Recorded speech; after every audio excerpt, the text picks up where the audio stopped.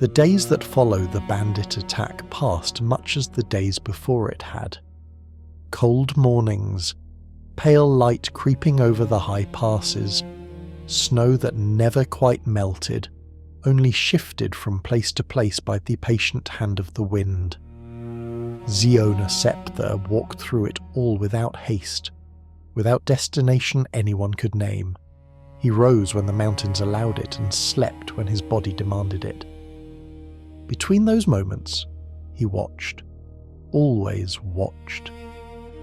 The caravan he had saved was already far to the south, its wheels carving new scars into kinder roads. Xeeona did not follow, he never did.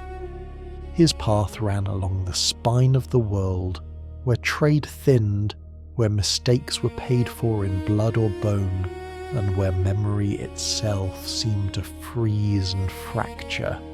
He moved like a ranger should, light-footed, alert, reading signs others never noticed, bent grass beneath snow, a broken lichen patch where boots had scraped stone, the faintest alteration in birdsong. The forest still spoke to him after a fashion, but he did not answer. There was magic here, old magic, the quiet, breathing kind that flowed through root and branch, stone and stream. Xeeona knew this. He had always known it, in the same way he knew how to nock an arrow in darkness, or how to strike between ribs without thinking. Yet he did not reach for it. He relied on steel instead, on balance, on timing, on the honest certainty of a blade in hand. Was it a choice? The question lingered with him more often than he liked. There were moments, rare, fleeting, when he felt the forest watching him in return, waiting for him to listen, to answer, to step fully into the old ways of rangers long gone. In those moments, the magic felt distant, not gone, but muted, as if separated by glass. Perhaps solitude had done that. Perhaps walking alone for too long stripped more than memory. Xeeona did not dwell on it. Dwelling led nowhere useful. It was on a cold afternoon, when the sky hung low and heavy with the promise of fresh snowfall, that the mountains finally offered something different.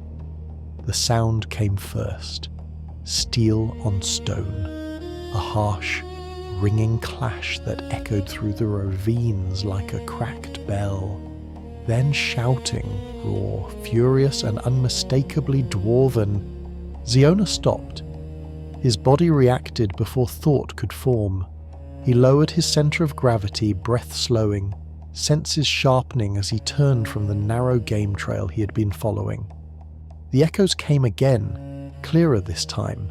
Anger, panic, pain, and something else. A deep, wet roar that vibrated through the rock beneath his boots. Trolls, Xeeona murmured, the word little more than breath. He moved toward the sound, descending into a narrow ravine where the mountain walls pressed close enough to choke the light. Snow lay uneven here, trampled and stained, the stone slick with ice and old moss. What he found made him pause. A mountain troll loomed at the ravine's heart, huge, misshapen, its grey-green hide scarred and thick as boiled leather. Each breath it took steamed in the cold air, its small, piggish eyes fixed on the figures before it with dull, hungry intent. Those figures were dwarves. 2 of them. They stood back to back, almost, but the word did not quite fit. Their formation was crooked, their movements uncoordinated.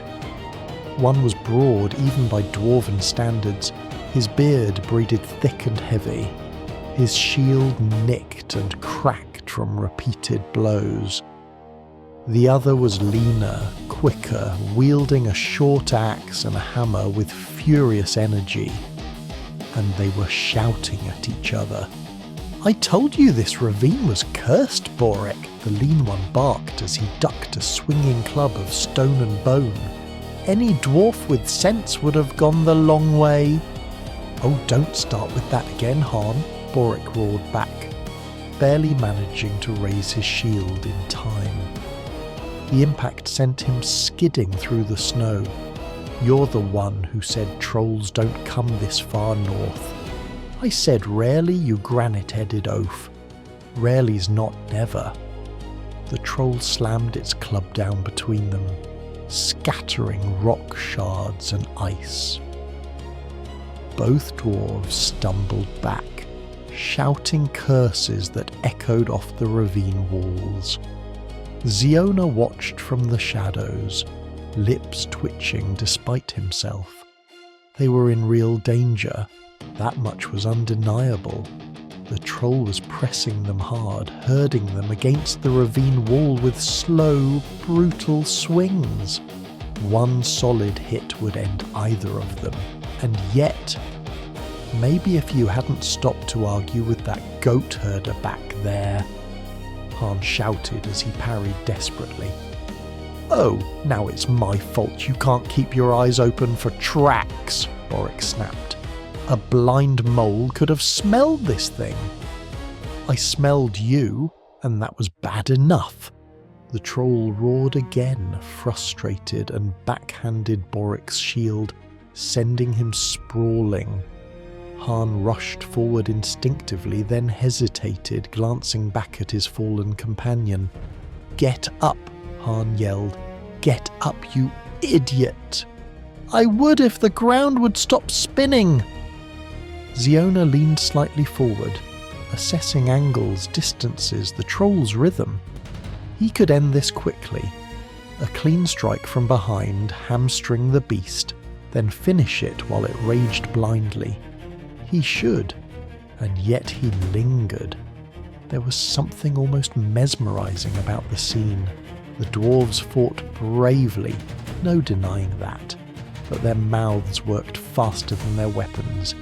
Even as the troll bore down on them, they continued to bicker, to blame, to shout as if sheer volume might solve the problem.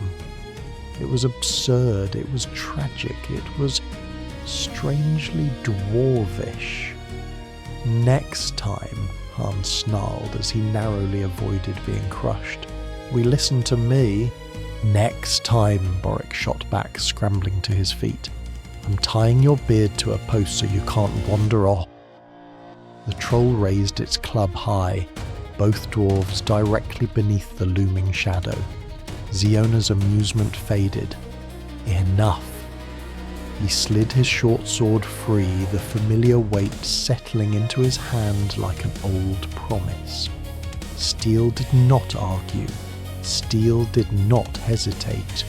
Steel did what it was told. And as he stepped from the shadows into the cold light of the ravine, the mountains seemed to hold their breath.